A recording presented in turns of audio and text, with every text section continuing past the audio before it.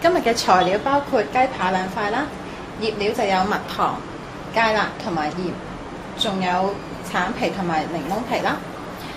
醬汁咧就有1個橙嘅橙汁、少量嘅檸檬汁，仲有橙皮同埋檸檬皮嘅。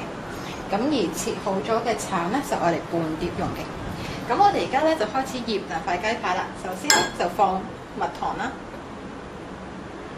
然後就係芥辣啦，跟住就係少少鹽，最後咧就係放啲橙皮。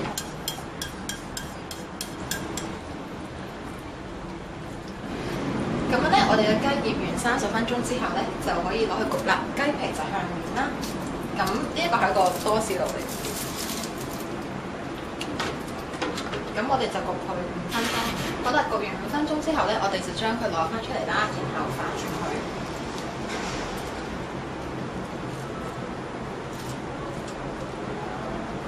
再焗15分鐘。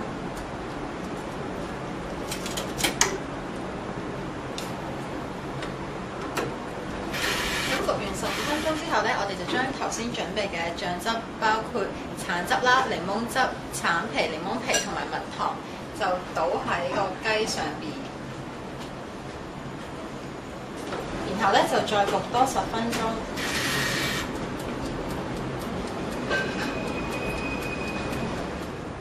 焗完10分鐘之後咧，就完成咗我哋今日嘅香橙檸檬焗雞扒啦。